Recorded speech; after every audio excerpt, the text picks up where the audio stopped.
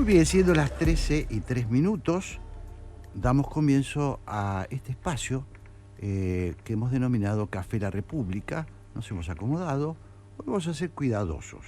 Quiero aclarar que hoy vamos a ser cuidadosos, sobre todo con la voz de Santiago Kovadlov, porque esta no es una semana cualquiera, ya que el día viernes, en Clásica y Moderna, Santiago Kovadlov, junto a Federico Muján y Ana Victoria Chávez, estarán haciendo su espectáculo La Buena Luz. Así que lo necesitamos a Santiago bien plantadito.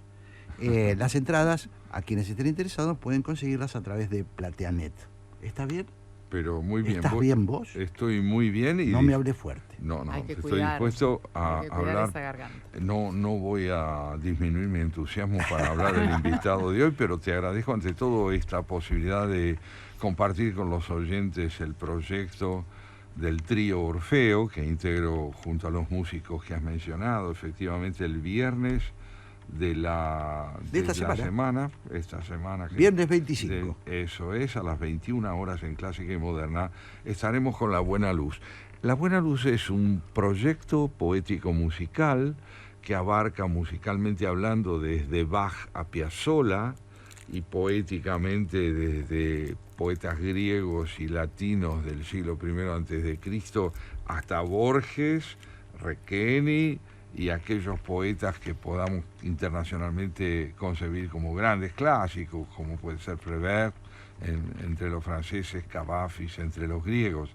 Lo cierto es que es un espectáculo, Jorge, que va hilvanando música y poesía para mostrar hasta qué punto la correspondencia entre la palabra y el sonido musical puede generar un efecto estético y al mismo tiempo reflexivo. Qué lindo. Ahí vamos a estar. Hoy ya reservamos las entradas, Ajá. Plateanet, y el viernes estamos en Clásica y Moderna. Bueno, esperamos a los oyentes que tengan interés en acercarse a este proyecto. Muy bien, ¿y cómo has visto el programa hoy? Bueno, la primera hora del programa, no el sí, programa. Intensísimo. Hay algo, como siempre advierto, tu editorial no puede sino estar inspirado por las circunstancias que vamos viviendo, y nuestros entrevistados son también hombres y mujeres de nuestro tiempo. Fíjate vos, tu editorial ponía el acento en la idea de que un relato, en tanto propuesta manipuladora de la historia, trata de generar una mirada sesgada de aquello que nos ha tocado vivir a los argentinos, termina por generar, o por promover, mejor dicho, una ruptura maniquea entre el bien y el mal, una intolerancia profunda hacia toda disidencia que no coincida con la ideología dominante en un gobierno determinado, como ocurrió en el caso de Néstor Kirchner, ¿no es cierto?, que en el año 2004, en marzo de 2004, quita entre los mausoleos o de las estatuas o bustos de la Casa de Gobierno la figura de Videla, en un acto que aspira a partir de allí a generar adhesión y al mismo tiempo intolerancia hacia todo lo que no coincida con esa adhesión al gobierno. No estamos discutiendo si Videla merece o no merece la memoria, sino lo que tu editorial planteaba también. Vos decías, renunciar a la historia es renunciar a toda pretensión de verdad, porque ¿qué es la historia? La historia es la tentativa de que lo complejo de los hechos no quede sometido o subordinado a las demandas ideológicas de un relato interesado en presentar los hechos de conformidad con el propio ideal de poder. Y esto tu editorial lo plantea, y Claudio Fantini, en la entrevista que le hemos hecho a propósito de las elecciones de Estados Unidos, nos muestra que el 5 de noviembre se van a confrontar dos figuras que representan ideales muy distintos de nación. Trump es fundamentalmente un hombre que pretende presentar la democracia norteamericana como una instancia de lo institucional y de la historia de ese país al servicio de un poder que tiene en su propia figura la voz dominante y excluyente de lo que puede hacer la comprensión de las necesidades de los Estados Unidos. Él al mismo tiempo nos decía, las democracias se paran en el centro, es decir, en el repertorio de valores que admiten la disidencia y no subordinan el punto de vista de quien no coincide con el poder a la nada, al mal, a la idea de que nada pueden aportar a la comprensión de los hechos. Las elecciones de Estados Unidos, nos decía espléndidamente Claudio Fantini, son elecciones en las que además se juega una división ya existente en ese país. Lo que ocurrió en Estados Unidos con la toma del Capitolio, con ese alzamiento brutal contra los símbolos fundamentales de la democracia norteamericana, ya prueba que en Estados Unidos la división entre un electorado que aspira a perpetuar la democracia con todos sus déficits, pero con respeto profundo por lo institucional, y aquellos que están dispuestos a seguir a un líder que no tolera la disidencia con su liderazgo poco menos que mesiánico, está viva a tal punto que esas elecciones ya nos llevan a un país fragmentado entre dos concepciones de la democracia que son realmente antagónicas e inconciliables, Jorge. Y por último te diría que en el testimonio de Lorraine Bria, la investigadora inglesa que nos aportó su testimonio sobre el significado social que en la Argentina ha tenido la revista Villiquen, volvemos a ver esta tentativa de que la educación se despliegue como un proyecto crítico de consolidación de valores democráticos enfrentados a todas las adversidades que a partir sobre todo de los años 50 va a enfrentar la Argentina en manos de una ideología intransigente con toda tolerancia democrática, como fue en especial el segundo gobierno de Perón. Entonces, ¿qué tenemos en la audición de hoy? ¿Qué tenemos en esta audición de octubre? El intento, por un lado, de recordar la deuda de Argentina con la democracia republicana y por otro, la necesidad de advertir cuáles son los riesgos que comprometen su propio porvenir. Muy interesante, como siempre, ¿no es cierto?, el análisis que hace Santiago Kovadlov, porque efectivamente hay un hilo, hay una hilación. A mí me van surgiendo, a partir de que vos hablabas, Santiago, por ejemplo, imaginaba cómo nos vamos a tener más pretensiones que las actuales, de este cocoliche con la historia argentina, de esta forma tan burda de abordar la historia argentina, siendo un país que tiene una revista que cumplió un siglo de llegar a toda la sociedad argentina, más allá, no importa, digamos, el tipo de revista. Quiero decir, qué país impresionante que tuvo esa capacidad de desarrollar cultura a este nivel.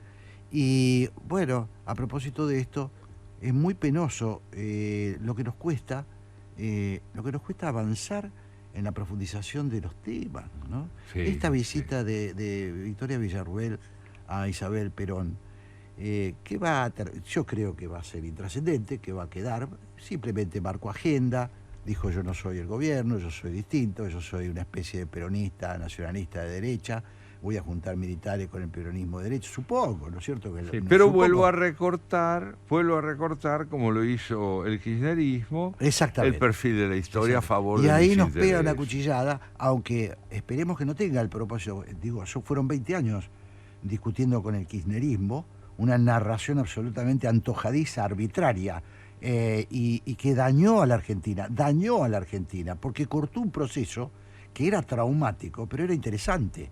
Ese intento de debate sobre lo que nos pasó en la década de los 70, en la primera democracia, Santiago, fue también modelo en el mundo. Así es. El juicio de la Junta fue un modelo en el mundo. No hay duda alguna. La CONADEP fue un modelo en el mundo.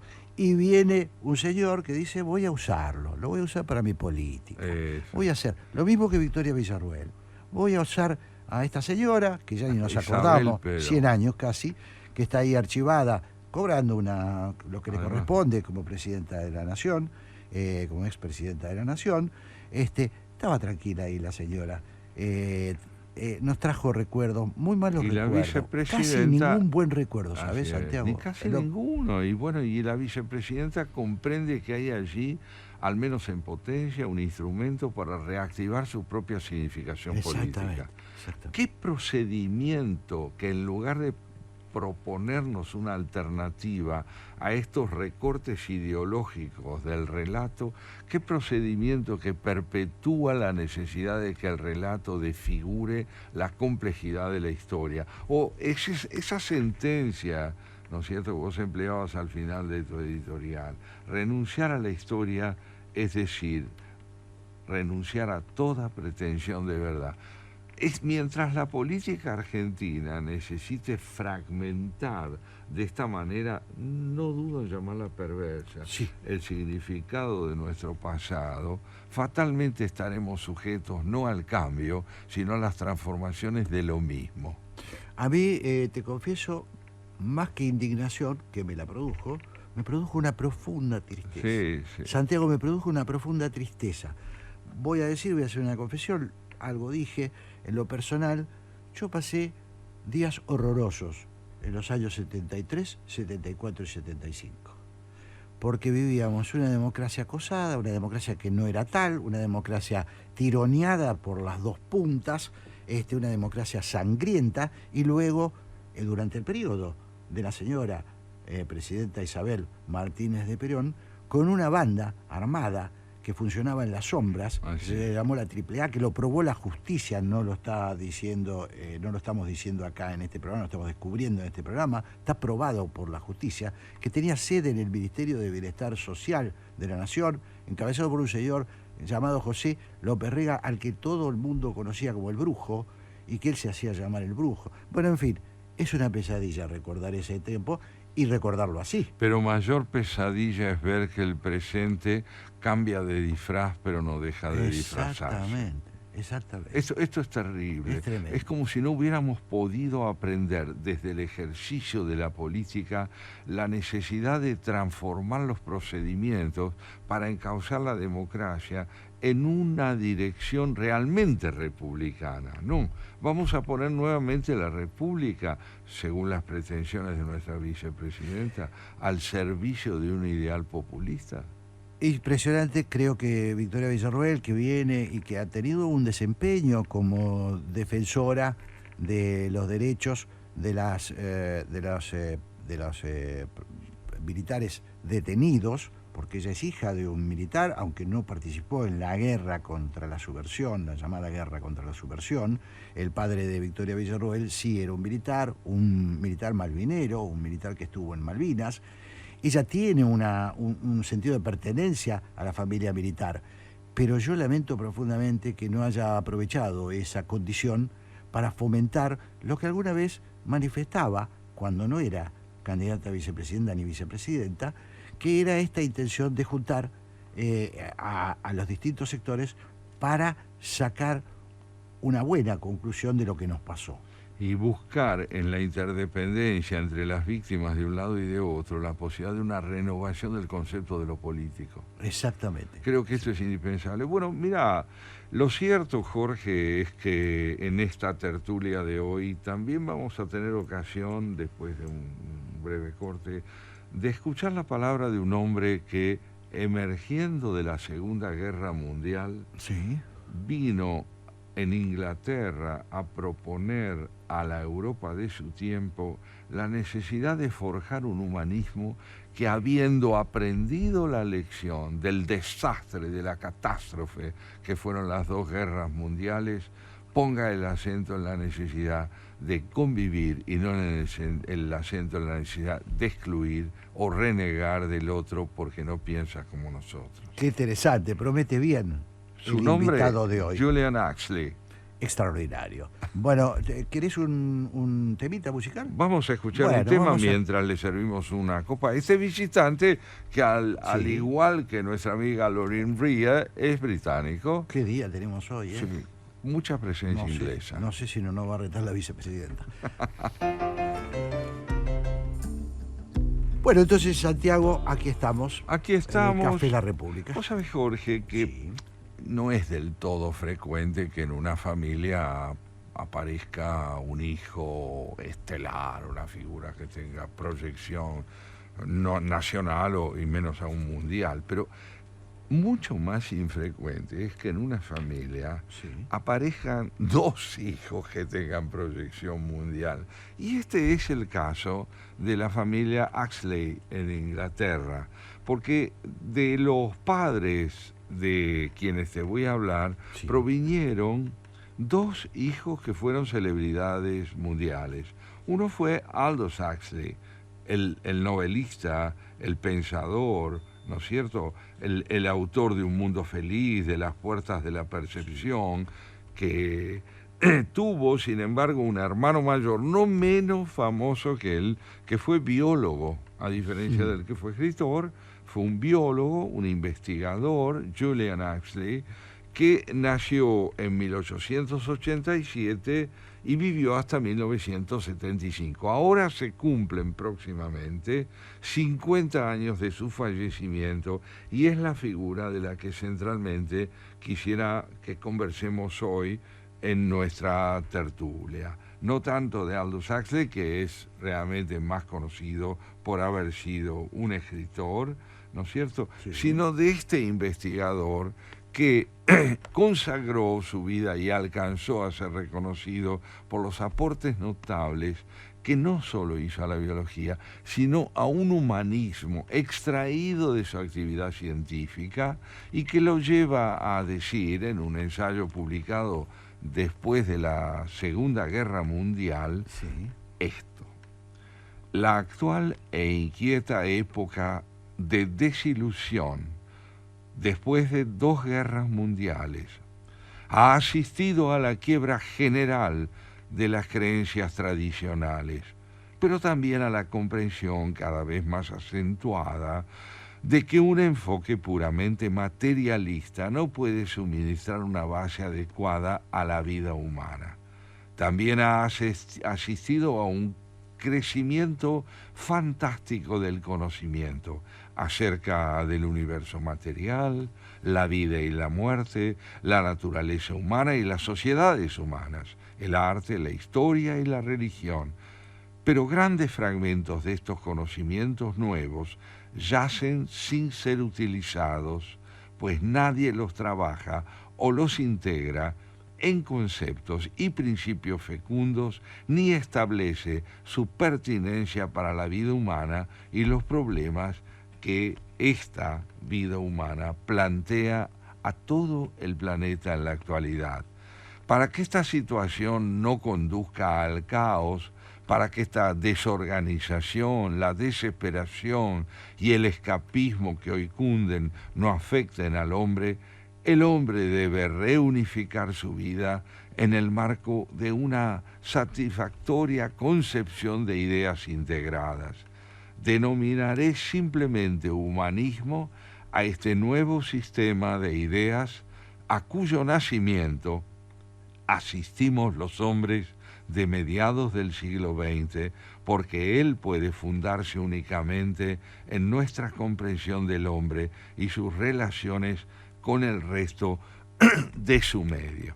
Fíjate entonces, Jorge, que lo que Julian Huxley ante todo nos propone es que comprendamos el parentesco entre la vida humana y las múltiples formas de vida que rodean al hombre. Y en lugar de establecer una jerarquización en cuya cúspide estaría el hombre como el ser superior, Sí. él viene a decirnos: hagamos de la inteligencia humana una herramienta para comprender lo que une al hombre con las demás formas de vida que puede advertir en nuestro planeta. Qué interesante, ¿no? Estamos hablando de un hombre que vivió a mitad del siglo XX, ¿verdad? Así es, vivió entre 1887 y Claro, 1975. pero su protagonismo fundamental, Hombre, sí. mediados del siglo XX, digo, para ubicar para ubicarnos nosotros y ubicar a nuestros oyentes, estamos hablando de un periodo de mucha disputa ideológica entre dos modelos fundamentales, ¿no es cierto? Materialismo, que venía con todo el peso, y que él, en este párrafo, Huxley, en el párrafo que vos citás, no lo dice explícitamente, pero indudablemente está respondiendo a eso. Dice, no podemos solo un materialismo, que nos guíe un solo materialismo, el materialismo como única meta, ¿verdad? Como única meta, como única modalidad, y sobre todo, Sí.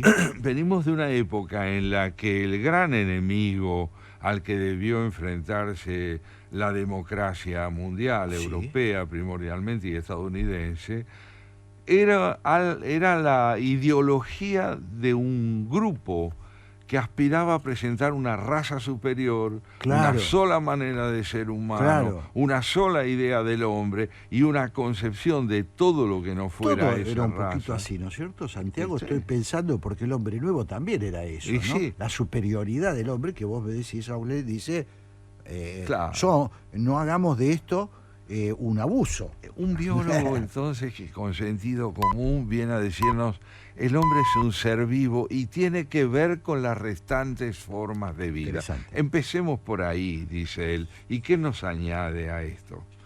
Este humanismo es necesariamente unitario y no dualista, pues afirma la unidad de la mente y el cuerpo, universal y no particularista, pues afirma la continuidad del hombre con el resto de la vida y de la vida con el resto del universo, naturalista y no sobrenaturalista, pues afirma la unidad de lo espiritual y lo material, de lo global y no de lo divisorio, afirma la unidad de toda la humanidad.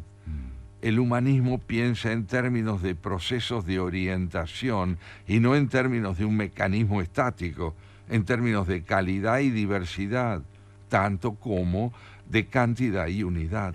Nada tendrá que ver con los absolutos el humanismo del que hablamos, incluida la verdad absoluta, la moral absoluta, la perfección absoluta y la autoridad absoluta, sino que insistiremos en que podemos hallar normas con las cuales nuestros actos y nuestros objetivos puedan establecer relaciones adecuadas a la convivencia, a la integración, al matiz y a la interdependencia.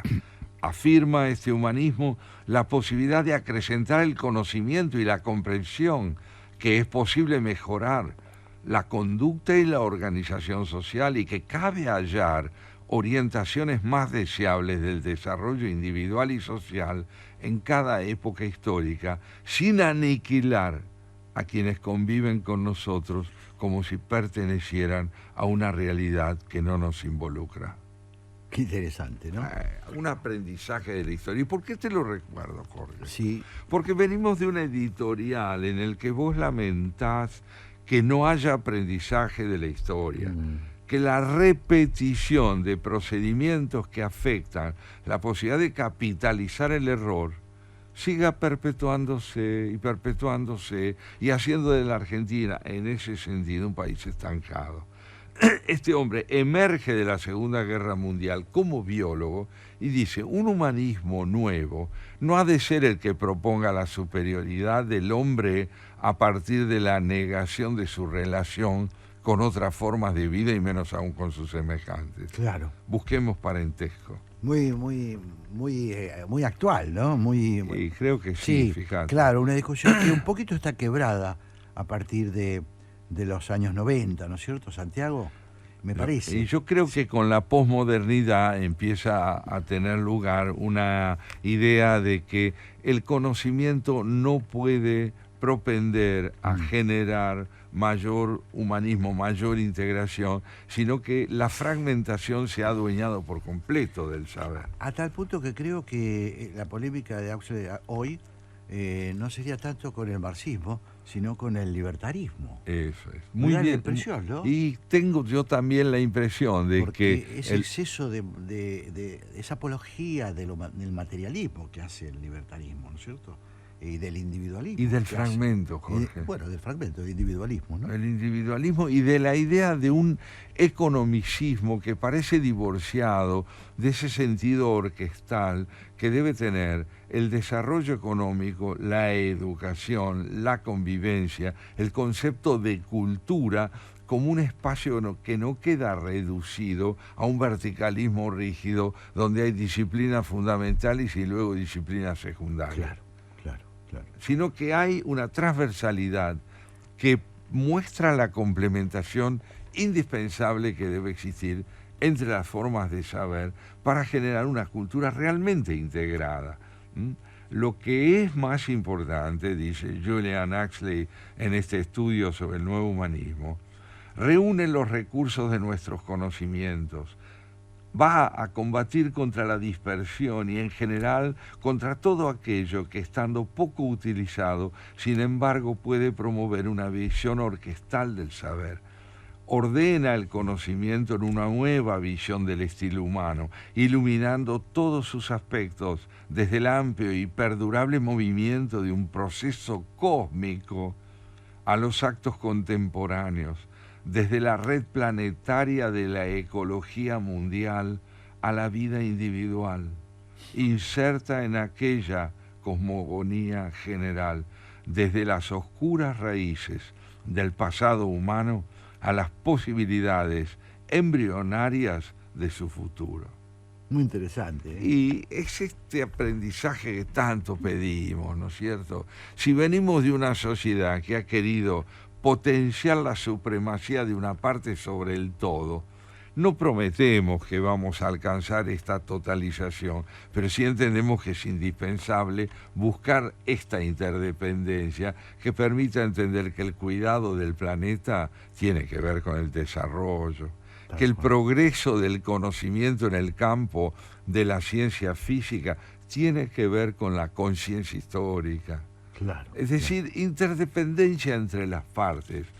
Una enorme vigencia, digamos, por lo que estoy escuchando, porque estamos repasando, ¿no es cierto? Una enorme vigencia. Me parece que son conceptos que merecen traerse a la actualidad, insisto, porque estamos ahora en otro tipo de debate, un debate riesgoso, diría yo, ¿no? Y sí, estamos tratando también de evitar digamos así, lo que pueda haber de cautivante en los planteos reduccionistas, en las ideas que no admiten discusión, en la presunción de que del otro lado del error está el acierto absoluto, claro, ¿no es cierto? La ausencia de cautela y en el fondo te diría yo, de inteligencia analítica, claro, de inteligencia, de capacidad crítica. Veamos esta reflexión conmovedora de Aldous Huxley en su ensayo sobre el marco humanista que propone para la educación planetaria después de la Segunda Guerra Mundial. La evolución del hombre ya no es biológica. Nuestra especie ha alcanzado, como especie, todo su desarrollo.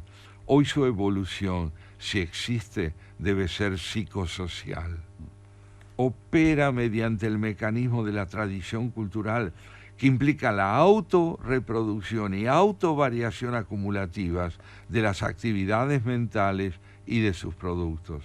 En concordancia se dan los pasos fundamentales en la fase humana de la evolución mediante la aparición de nuevas pautas dominantes de organización social, de conocimientos, de ideas y de creencias, es decir, mediante la organización ideológica antes que fisiológica o biológica. Esto también está dicho contra el nazismo. El nazismo proponía la condicionaria del alemán como un rasgo biológico que decidía su supremacía espiritual. ¿Qué nos dice Huxley? Ya no podemos hablar de una evolución material del hombre.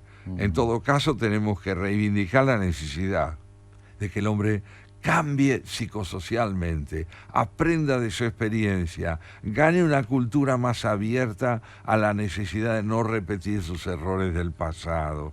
En 1859, agrega, Darwin abrió la puerta a una nueva pauta de organización ideológica, la organización del pensamiento y la creencia centrada en la evolución.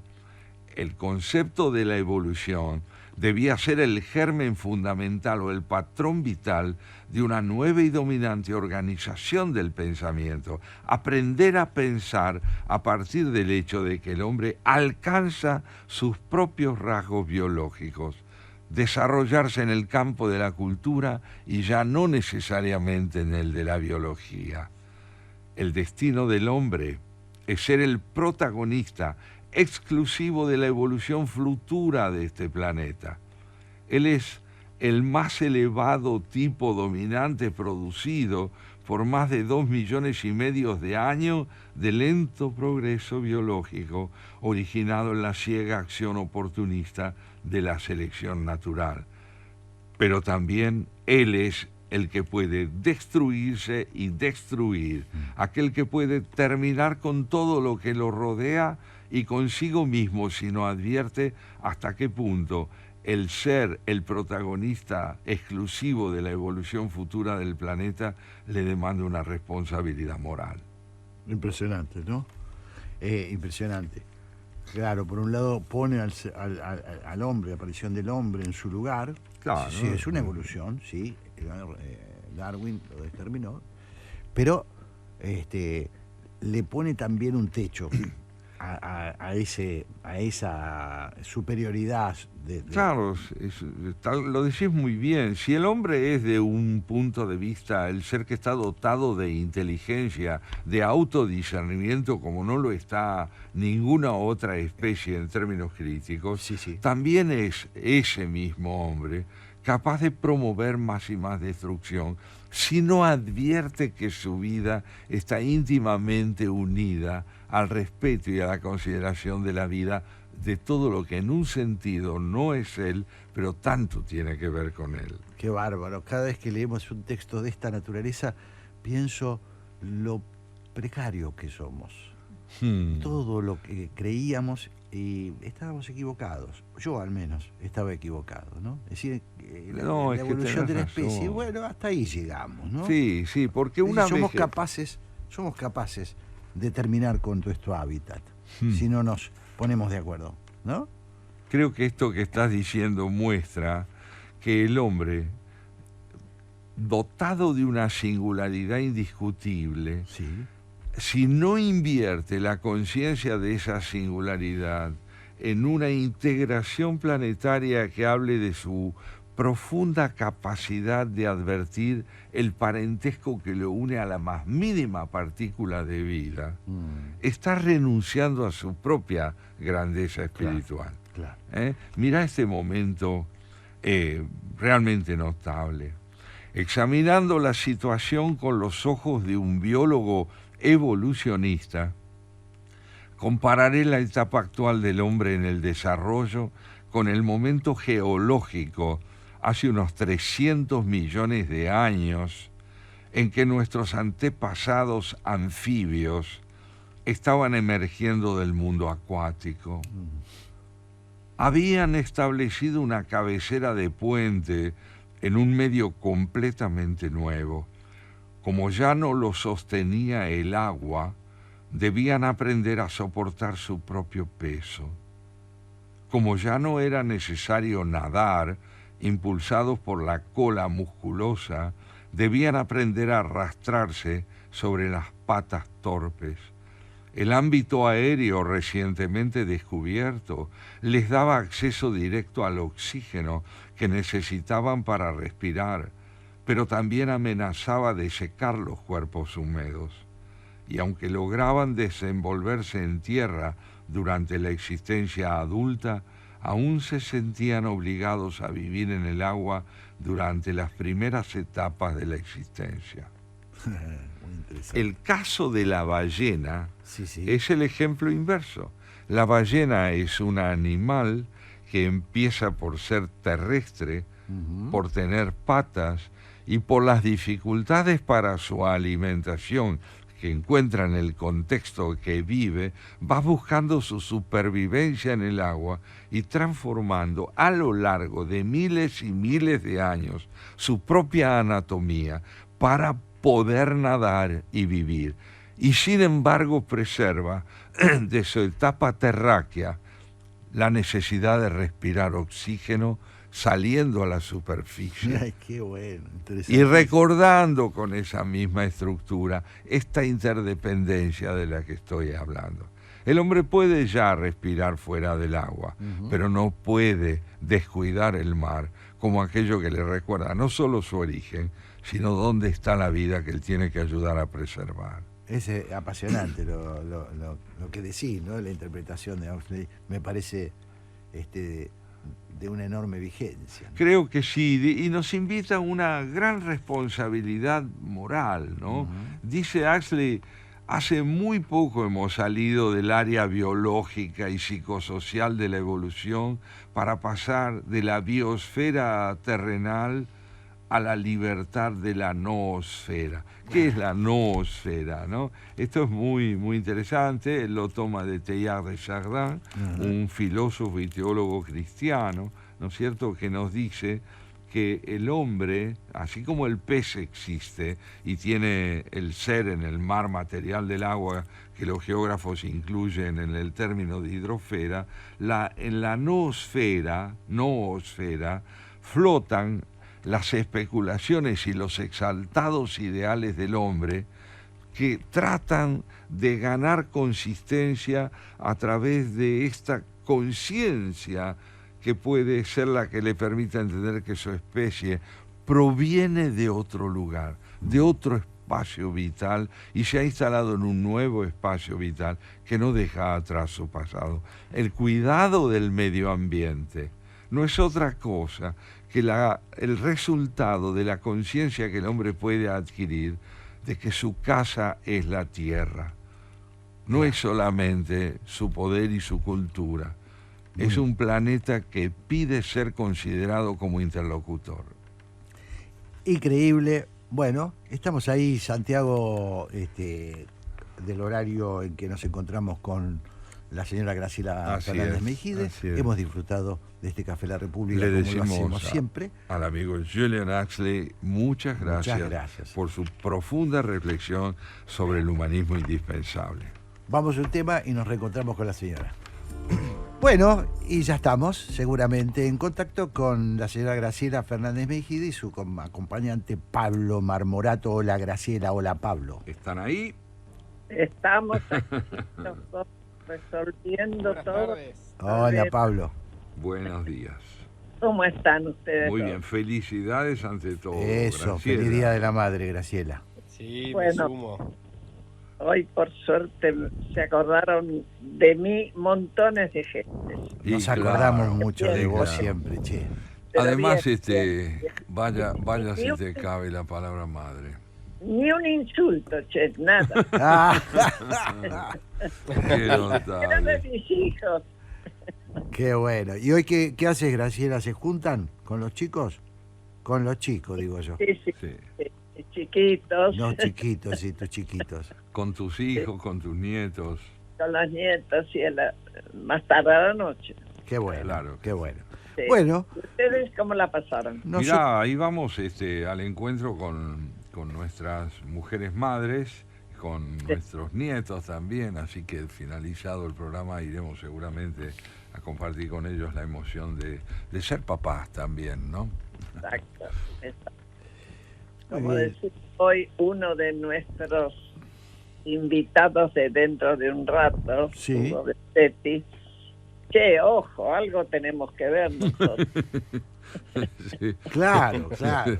Sí, está bien. Claro. No, Está pero bueno. hoy es el día de ustedes, está muy bien. Nosotros Sí. tenemos otro día, che. Nosotros tenemos otro día, pero no hay duda. Los padres que hemos tenido la fortuna de ver nacer a nuestros hijos, también tuvimos la posibilidad de asomarnos a esa emoción indescriptible de ver lo que es una mujer dando a luz. Ah, sí, claro. Es notable, es algo, ese cuerpo que se juega la vida en ese instante, no solo la criatura que nos entrega en los brazos como hijos, sino ese ser que es capaz de generar tanta vida. En fin, es realmente un día muy, muy revelador de esta maravillosa diferencia que hace de la mujer un ser para nosotros también profundamente enigmático. Bueno, Sí. aprovechamos para mandarle besos a Patricia y a Laura, ¿no? Así es. Nuestras mujeres. Te iba a decir. Me sumo con Virginia, che, que si no me Eso, van a retar. eso, felicidades. Sumalo, muy bien, Pablito. A Virginia, que la mujer de Pablo. Claro. Exactamente. Bueno, estamos ahí con unos minutitos para conversar. No sé, Graciela, si cómo viene el día. Nosotros estuvimos hablando la primera etapa. Habíamos conversado ayer, con Graciela Sí. conversamos, Santiago, Ajá, sí. porque bueno, el tema de Victoria Villarruel, un tema que hoy Graciela explica muy bien en el comentario que hace a una nota en La Nación, Ajá, sí. lo que significa, otra vez esa revisión parcial, esa revisión antojadiza, esa insistencia con negar la realidad de nuestros... El relato, ¿no? No, el relato, todo relato, ¿no, Graciela? Sí, todo relato y bueno, lo que más o menos yo digo ahí, Sí. todo el mundo tiene derecho y nadie se lo va a discutir a llorar las pérdidas de sus seres queridos. Pero en el caso de Victoria Villarruel, Sí. que ha tomado el tema de la persecución a los subversivos, como ella dice, Sí. pensando en los 60 y en los 70, Sí. ni siquiera tiene un familiar, no es que yo se lo exija, lo único que ella pone por delante es un padre militar Ujú. que fue enviado a las Malvinas a cumplir con lo que le exige su carrera, ¿no? Sí. Y que, bueno, volvió y ella lo siente un héroe. Ujú. Ahora, todo ese discurso a mí me parece tan antiguo, pero tan antiguo. Ujú. Y vos pensás, esto de ir a saludarla a Isabelita y además poner el busto de la que, es cierto, fue la primera presidente de nuestro país, mujer. Sí. Es así. Y ya, escucha, en ese lugar de los bustos está faltando el de López Rega. No. No se te ocurre, Graciela. Ni lo menciones. Claro. No lo menciono, ¿no? Por las dudas. Y por las dudas no vaya a ser que Porque alguno... ¿cómo hace la Alguno se le vicepresidenta ocurra, actual ¿no? para disociar esas dos figuras? No lo hace. La vicepresidenta, vamos a decirlo, vamos a traducirlo brutalmente. La vicepresidenta hace una jugada política, quiere mostrar que le tiende un lazo al peronismo de derecha, Total. ese es su pensamiento, se diferencia del gobierno al que pertenece, con el que llegó a la vicepresidencia de la Nación, le dice yo no soy liberal, yo soy nacionalista y peronista. Esto me parece que es la lectura que hay que hacer. Sí, cualquiera de nosotros que ha recorrido todos estos años de política en nuestro país y sabe de traumatismos, en este momento, si estuviéramos con un lenguaje antiguo, diría lo que decían los viejos peronistas ante Montoneros. Sí, Estos son entristas. claro. Estas- Claro. Pero qué antigüedad todo, ¿no? Que es cierto lo que vos decís, Graciela, qué antigüedad. Para Y colmo yo- que no tengamos la habilidad de debatir la historia en serio y que tengamos que traerla de manera oportunista para construir un relato, porque no tenemos relato, porque Y- esta señora no tiene relato. Y totalmente repetitiva. Repetitiva. Sí. Porque Sí, es como si la experiencia no fuera una fuente de aprendizaje. Si no hubiera dificultades suficientes en el país, de lo cual vamos a hablar después Tal cual. de nuestros invitados, que les vamos a pedir que nos ayude a hacer un repaso. Sí. Y el tema, después les adelanto, voy a hablar con Hugo Besetti primero. Qué interesante. Pablo y yo, él ha escrito sobre la violencia, ¿no? Le vamos a preguntar este tema, ¿hasta qué punto ejerce violencia? Interesante, ¿no? Claro, ¿Hasta claro. dónde es inocente o es inocuo traer estos temas a la mesa, ¿no? Ah, Creo que es hora de ceder el pase. Sí, nos estamos ya despidiendo Pasando, porque ¿no? empieza... ¿Por qué? Graciela, Pablo, ha sido un placer como siempre. Nos Muchas reencontramos gracias. el domingo que viene. Y muy buen programa para Muchas ustedes. Buen programa. Beso, Mónica, Gracias. madre también. Muchas Felicidades. Santiago, nos vemos el Nos domingo vemos que el viene. domingo. Chau, chau Hasta a todos. entonces, adiós. chao. Chao.